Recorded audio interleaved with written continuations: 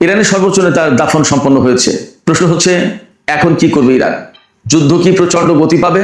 অর্থাৎ আমেরিকার বিরুদ্ধে কি ইরান সর্বাত্মক যুদ্ধ শুরু করবে, নাকি আবার কূটনীতির পথে ফিরবে? সর্বোচ্চ নেতার দাফন অনুষ্ঠানে কিন্তু ব্যাপকভাবে স্লোগান হয়েছে তেহরানে, কোমে, নাজাফে, কারবালায়, বাসাদের সব জায়গায় যে এই হত্যার বিচার চায়। তাহলে ইরান কি করবে?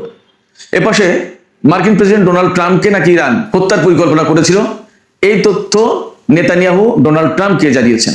প্রশ্ন হচ্ছে, এই তথ্য কি সঠিক, নাকি ডোনাল্ড ট্রাম্পকে যুদ্ধের ভেতরে টেনে আনার কৌশল? খবরটি কিন্তু দিয়েছে মার্কিন প্রভাবশালী পত্রিকা ওয়াল স্ট্রিট জার্নাল। এপাশে গত রাতেই মার্কিন প্রেসিডেন্ট ডোনাল্ড ট্রাম্প নেতানিয়াহুকে সামগ্রিক পরিস্থিতিতে ব্রিফ করেছেন। হয়তো ইরান পরিস্থিতি নিয়ে ব্রিফ করেছেন, তুরস্কের কাছে F-35 বিমান বিক্রি করবে আমেরিকা সেই বিষয়ে। আমেরিকা নিজের বিমান বিক্রি করবে, তারপরেও ডোনাল্ড ট্রাম্প নেতানিয়াহুকে ব্রিফ করছেন। তাহলে প্রশ্ন আসছে, আসল বস কে, ট্রাম্প নাকি নেতানিয়াহু? আরো একটি গুরুত্বপূর্ণ বিষয় নিয়ে এই ভিডিওতে আলোচনা করব, সেটি হচ্ছে বাহরাইন এবং কুয়েত নাকি আমেরিকার সাথে জোট বেঁধে ইরানের উপর হামলা চালিয়েছিল। গত 2 দিন যে হামলা হলো তাতে কুয়েত এবং বাহরাইন নাকি যুক্ত হয়েছে। প্রশ্ন আসছে, তাহলে কি উপসাগরীয় অঞ্চলের হিসাব নিকাশ বদলে যাচ্ছে? আমরা দেখেছি এপাশে গত রাতে ইরানের বিরুদ্ধে আমেরিকা কিন্তু কোনো হামলা চালায়নি, সঙ্গত কারণে ইরানও হামলা চালায়নি। শোনা যাচ্ছে দুই পক্ষ নাকি আবার কূটনীতির ট্র্যাকে ফিরে এসেছে। তাহলে প্রশ্ন হচ্ছে, মাঝে মাঝে কেন এই হামলা পাল্টা হামলার ঘটনা ঘটছে? চুক্তির ভিতরে আসলে কোনো সমস্যা আছে কিনা? একই সাথে আরেকটি বিষয় আজকের ভিডিওতে আলোচনা করব, সে বিষয়টি হচ্ছে ডোনাল্ড ট্রাম্পকে আমরা মাঝে মাঝেই দেখছি ইরানের বিরুদ্ধে হামলা চালাতে, কখনো দেখছি হামলা বন্ধ করতে, কখনো চুক্তির কথা বলছেন, কখনো শান্তির কথা বলছেন, কখনো ইরানি নেতাদেরকে প্রশংসা করছেন, আবার তিনি যুদ্ধ শুরু করছেন, আবার তিনি কূটনৈতিক আলোচনা ভেঙে দিচ্ছেন, আবার তিনি গালিগালাজ করছেন ইরানি নেতাদেরকে। এই যে একটা আউলা ঝাউলা অবস্থা, এই আউলা ঝাউলা পদ্ধতির যুদ্ধ করার কারণ কি? কেন তার কোনো সুনির্দিষ্ট স্ট্র্যাটেজি নেই? একই সাথে আমরা সর্বশেষ পর্যায়ে যে বিষয়টি নিয়ে আলোচনা করব, হরমুজ প্রণালীর এই ক্রিটিক্যাল সিচুয়েশনে তেলের বাজার কিন্তু আবার মারাত্মকভাবে অস্থির হয়ে পড়েছে। তাহলে আমাদের অর্থনীতির ভবিষ্যৎটা যাচ্ছে কোথায়? সুপ্রিয় দর্শক, এই সব বিষয়গুলো নিয়েই আমি এখন বিস্তারিত আলোচনা করার চেষ্টা করব। আশা করি আলোচনাগুলো খুব ভালো লাগবে, আর শেষ পর্যন্ত আপনারা সঙ্গেই থাকবেন। সাথে সাথে এও বলি, যদি ভিডিও ভালো লাগে তাহলে লাইক কমেন্ট করবেন এবং চ্যানেলটি সাবস্ক্রাইব করে সাথেই থাকবেন। দর্শক, চলুন আমরা বিস্তারিত আলোচনায় চলে যাই। ইরানের সর্বোচ্চ নেতা আয়াতুল্লাহ আলী খামেনি, তার দাফন সম্পন্ন হয়েছে গতকাল রাতে। ইরানের সময় 9:30টার সময় সর্বশেষ জানাজা অনুষ্ঠিত হয়, এরপরে তার দাফন সম্পন্ন হয়। জানাজা পড়িয়েছেন তারই ছেলে মোস্তফা হুসাইন খামেনি। এই জানাজায় 1.5 কোটি মানুষ উপস্থিত ছিলেন বলে জানা যাচ্ছে। এই পর্যন্ত আমরা যা জানলাম, তেহরান, কোম, কারবালা, নাজাফ এবং মাসাদ, এই 5টা জায়গায় সর্বোচ্চ নেতার জানাজা অনুষ্ঠিত হয়েছে। এবং এই সব জানাজায়, সব মিছিলে শ্রদ্ধা জানানোর অনুষ্ঠানে মোট 4.5 কোটি মানুষ উপস্থিত ছিল, দেশ বিদেশ এবং ইরাকের মানুষ। ভাবা যায় মানুষের ইতিহাসে, অর্থাৎ আমাদের যে বিশ্বের ইতিহাস, সেই ইতিহাসে এত বড় জানাজা আর হয়নি, এবং আর হবে কিনা সেটা নিয়েও প্রশ্ন। যা হোক, আমরা এখন মূল আলোচনা এখানে সেটি হচ্ছে ইরানের সর্বোচ্চ নেতার জানাজা সম্পন্ন হয়েছে, দাফন সম্পন্ন হয়েছে। কিন্তু একটি বিষয় প্রচন্ডভাবে জেগে উঠেছে, জাগরুক হয়ে উঠেছে, সেটি হচ্ছে সর্বোচ্চ নেতার হত্যাকারীদের বিচার করতে হবে। হত্যার বদলা চায়, হত্যার বদলা হত্যা। অর্থাৎ এরই মধ্যে আমরা দেখেছি বিভিন্ন জায়গায়, বিশেষ করে মাসাদে বড় বড় ব্যানারে লেখা আছে ডোনাল্ড ট্রাম্পকে হত্যা করতে হবে, ডোনাল্ড ট্রাম্পকে হত্যা করে, ইত্যাদি ইত্যাদি। এবং ইরানের যে IRGCর খাতামুল আম্বিয়া হেডকোয়ার্টার্স, এই খাতামুল আম্বিয়া হেডকোয়ার্টার্সের commander major general Ali Abdullahi, তিনিও বলেছেন যে তারা সর্বোচ্চ নেতার হত্যাকাণ্ডের বদলা বিষয়টি কখনো ভুলে যাবে না, এবং আমেরিকার সাথে কোনো আপোষ হবে না। এমনকি ইট মারলে পাটকেল ব্যাপারটা আর তেমন থাকবে না, সামান্য হামলার কঠোর জবাব হবে। তার মানে ইরান একেবারে পরিপূর্ণভাবে প্রস্তুত। এই জায়গায় প্রশ্ন আসছে, আসলে কি ইরান সর্বোচ্চ নেতার এই হত্যার প্রতিশোধ নেবে? নিলে কিভাবে নেবে? ইরান কি গোপনে ট্রাম্পকে হত্যার কোনো পরিকল্পনা সাজাবে, নাকি যুদ্ধের ভেতর দিয়েই কোনো না কোনোভাবে এই হত্যার প্রতিশোধ নেবে? এই অনেক বড় প্রশ্ন, অনেক প্রশ্ন। এই সমস্ত প্রশ্নের আসলে আমাদের কাছে কোনো জবাব নেই। হয়তো ভবিষ্যৎ বলে দেবে, সময় বলে দেবে কি হচ্ছে, কি হবে, কি হলো। তবে এইরকম একটা প্রেক্ষাপটে ইসরায়েলের প্রধানমন্ত্রী বেনিয়ামিন নেতানিয়াহু ডোনাল্ড ট্রাম্পকে জানিয়েছেন বা মার্কিন গোয়েন্দাদেরকে জানিয়েছেন যে ডোনাল্ড ট্রাম্পকে হত্যার পরিকল্পনা করছিল ইরান। কখন? আমরা জানি গত পরশুদিন এবং তার আগের দিন, এই 2 দিন তুরস্কের রাজধানী আঙ্কারায় নেটো জোটের সম্মেলন অনুষ্ঠিত হয়েছে, শীর্ষ সম্মেলন। সেই শীর্ষ সম্মেলনে ডোনাল্ড ট্রাম্প এসেছিলেন, যোগ দিয়েছিলেন। যাওয়ার সময় তিনি তার পুরনো এয়ারফোর্স 1 বিমানে করে তুরস্ক থেকে ব্রিটেন পর্যন্ত গেছেন, তারপর ব্রিটেন থেকে তার নতুন এয়ারফোর্স 1 এই বিমানে করে আমেরিকা গেছেন। এই জায়গায় প্রশ্ন এসেছে এবং সাংবাদিকরা প্রশ্ন করেছে, আমি গতকালকের রাতের ভিডিওতে বলেওছি যে সাংবাদিকরা প্রশ্ন করেছিলেন ডোনাল্ড ট্রাম্পকে, আপনি কি ভয় পাচ্ছেন?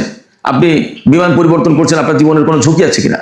তিনি তখন বলেছিলেন যে শত্রুরা আমাকে 1 নম্বর হিট লিস্টে অর্থাৎ হত্যা তালিকার 1 নম্বরে আমাকে রাখে এবং ইরান তালিকা করেছে আমাকে 1 নম্বরে রেখেছে। তিনি বলেছেন যে আমি এই সমস্ত কেয়ার করি না, বাট তিনি বিমান কিন্তু পরিবর্তন করেছেন এবং মার্কিন গোয়েন্দারা নাকি তাকে পরিবর্তন করতে বাধ্য করেছে যে এই বিমানে যাওয়া যাবে না, পুরনো বিমানে যেতে হবে। এটা নিয়ে প্রশ্ন আছে, তাহলে নেতানিয়াহুর এই তথ্য সত্য, নাকি ডোনাল্ড ট্রাম্পকে এই রকমের ভয় ভীতি দেখিয়ে বা ইরানের বিরুদ্ধে উস্কানি দিয়ে ডোনাল্ড ট্রাম্পকে আবার যুদ্ধের ময়দানে টেনে আনতে চান নেতানিয়াহু? সে প্রশ্ন কিন্তু আসছে। যদিও ওয়াল স্ট্রিট খবর দিচ্ছে সেক্ষেত্রে যথেষ্ট গ্রহণযোগ্য সূত্র বা বড় সূত্র, কিন্তু আসলে এর পেছনের গল্পটা কি? নেতানিয়াহু ডোনাল্ড ট্রাম্পকে অ্যাকুরেট তথ্য দিলেন, নাকি ডোনাল্ড ট্রাম্পকে খেপিয়ে দিলেন ইরানের বিরুদ্ধে আরো হামলা চালানোর জন্য? আমরা কিন্তু গত 2 রাতে ব্যাপক হামলা চালাতে দেখেছি ইরানের উপরে, ইরানও যদিও তার পাল্টা জবাব দিয়েছে। তাহলে এই জায়গায় এই প্রশ্ন খুব একটা অযৌক্তিক নয় যে নেতানিয়াহু আসল তথ্য দিয়েছে, প্রকৃত তথ্য দিয়েছে, নাকি ডোনাল্ড ট্রাম্পকে খেপিয়ে ইরানের বিরুদ্ধে নতুন করে যুদ্ধের উস্কানি দিচ্ছেন। এর পাশে গত রাতে কিন্তু আমেরিকা এবং ইরানের মধ্যে কোনো পাল্টা হামলার ঘটনা ঘটেনি। তাহলে তার মানে দাঁড়াচ্ছে যুদ্ধ আপাতত স্থগিত, যুদ্ধ আপাতত বন্ধ। প্রশ্ন হচ্ছে ডোনাল্ড ট্রাম্প মাঝে মাঝে কেন হঠাৎ করে ইরানের উপরে বড় রকমের হামলা চালায়, ইরান পাল্টা জবাব দেয়, আবার আমেরিকা থেমে যায়, আবার কূটনীতির পথে হাঁটে। এর আগেও আমরা দেখেছি গত বছরের জুন মাসে যে যুদ্ধ হয়েছিল 12 দিনের, সেই যুদ্ধে আমেরিকা হঠাৎ করে ইরানের বিরুদ্ধে যুদ্ধে জড়িয়ে গেল, 1-2 দিন পরে বলল যুদ্ধবিরতি, শান্তি, একদম যুদ্ধবিরতি, এবং তিনি এই যুদ্ধ থেকে বেরিয়ে গেলেন এবং ব্ল্যাক মারলেন কি ইরান এবং ইসরায়েল দুই পক্ষই নাকি কান্নাকাটি করছে ডোনাল্ড ট্রাম্পের কাছে, আমরা যুদ্ধবিরতি চাই। যা হোক, তখন তো ইরান যুদ্ধবিরতি দিতে রাজি হয়নি, পরে এক পর্যায়ে রাজি হলো।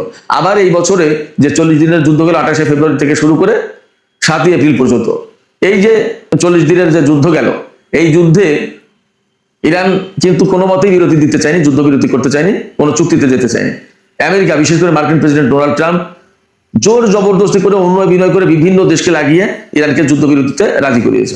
সেই যুদ্ধবিরতিতে রাজি করার পরই 2 দিন পরেই ইরানের উপরে নৌ অবরোধ দিয়ে রাখলো, আবার মাঝে মাঝে হামলা চালালো, ইরানও জবাব দিল, আবার কূটনীতির আলোচনা চলতে থাকলো। পাকিস্তান, কাতার, তুরস্ক বিভিন্ন দেশ মধ্যস্থতা করলো, আলোচনা করলো, বিভিন্ন রকমের তৎপরতা চালালো যাতে শান্তি চুক্তিটা হয়।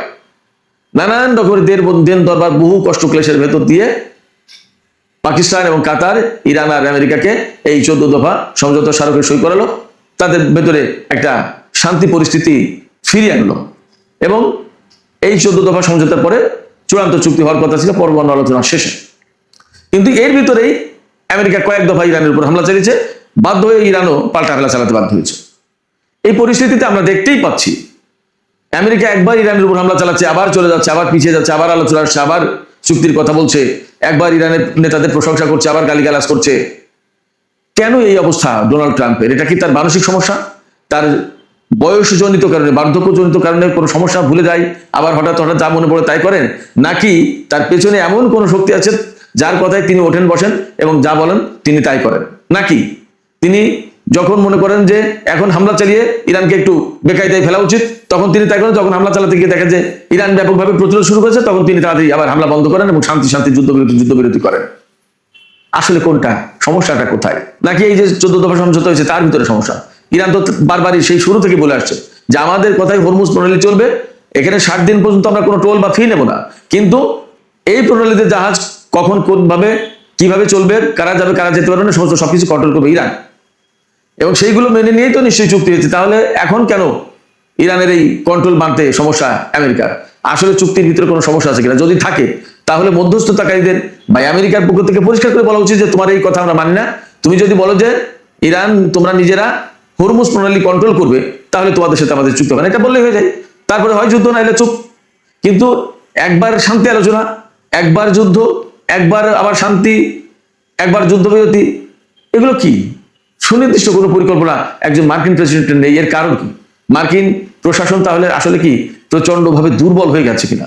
কারণ একজন প্রেসিডেন্ট একটা দেশের বিরুদ্ধে যুদ্ধ করতে আসছে এবং যথেষ্ট শক্তিশালী সেই দেশ, আর তার বিরুদ্ধে যুদ্ধ করতে আসছে, কিন্তু তার সামনে কোনো পরিকল্পনা নেই, তার যুদ্ধমন্ত্রীর কোনো পরিকল্পনা নেই, পররাষ্ট্রমন্ত্রীর কোনো পরিকল্পনা নেই, ভাইস প্রেসিডেন্টের পরিকল্পনা নেই। এ কেমন কথা? নাকি তিনি কারোর কোনো পরিকল্পনা শোনেন না, জানেন না, মানেন না, কারোর সাথে কোনো আলোচনাও করেন না, তিনি যা বোঝেন তাই করেন? সমস্যাটা কোথায়?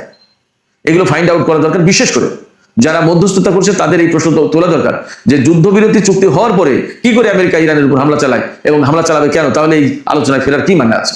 ডোনাল্ড ট্রাম্প যখন এরকম ইরানের উপর হামলা চালাচ্ছে তখন কিন্তু একটা খবর এসেছে, খুব গুরুত্বপূর্ণ খবর, যে কুয়েত এবং বাহরাইন ইরানের বিরুদ্ধে যুদ্ধে যুক্ত হয়েছিল।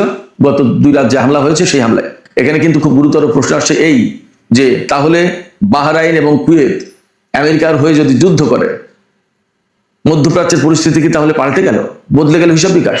যেখানে আমরা ধারণা করছিলাম যে আমেরিকা, ইরান এবং ইসরায়েলের ভেতরে যে যুদ্ধ হচ্ছে সেই জায়গায় আরব দেশগুলো চুপ ছিল।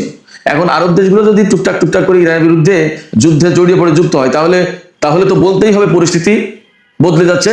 কোন কোন উপসাগরীয় আরব দেশ ইরানের বিরুদ্ধে সরাসরি যুদ্ধে জড়িয়ে যাচ্ছে, যুদ্ধ করছে। তাহলে ইরানও তো এই সমস্ত দেশের বিরুদ্ধে যুদ্ধ শুরু করবে, তাহলে পরিস্থিতি পাল্টে যাবে। আঞ্চলিক বড় রকম কোনো যুদ্ধ শুরু হবে কিনা? এবং এই যে আরব দেশগুলো, কুয়েত, বাহরাইন, এই সমস্ত দেশ কোন হিসাব নিকাশে ইরানের সাথে যুদ্ধে যাচ্ছে, যেখানে আঞ্চলিক এবং প্রতিবেশী দেশ তার সাথে যুদ্ধে যাচ্ছে আমেরিকার হয়ে? অথচ এই মুহূর্তে এইরকম প্রশ্ন কিন্তু আছে, আমেরিকা মধ্যপ্রাচ্যে টিকে থাকতে পারবে কিনা?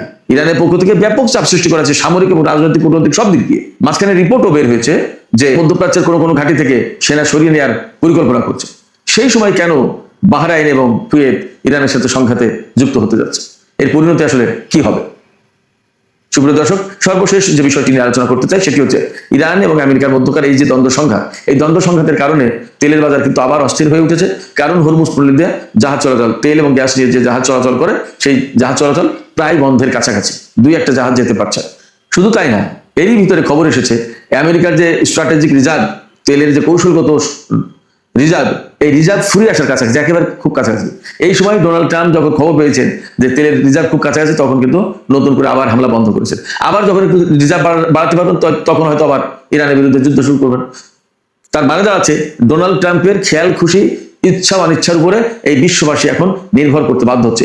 এই জায়গায় বিশ্ববাসীর উচিত মার্কিন প্রশাসনের সামনে দাঁড়িয়ে কথা বলা, বিশেষ করে যাদের এই হিম্মত আছে, এই শক্তি আছে, এই প্রভাব আছে, তারা জোরবদ্ধ হয়ে আমেরিকার প্রেসিডেন্ট ডোনাল্ড ট্রাম্পকে পরিষ্কার বার্তা দেওয়া উচিত যে আপনি যদি এই করেন তাহলে আমরা আপনার সাথে নেই এবং এইগুলো আপনি করতে পারেন না। সুপ্রিয় দর্শক, এখনকার আলোচনা এখানেই শেষ করতে চাই। তবে যাবার আগে আমি আপনাদের কাছে জানতে চাই যে সর্বোচ্চ নেতার দাফন সম্পন্ন হয়েছে, ইরানের জনগণ কিন্তু প্রতিশোধ এবং প্রতিরোধের জন্য ফুঁসছে। ইরান কি আসলে বড় রকমের কোনো প্রতিশোধের দিকে যাবে? কি মনে হচ্ছে?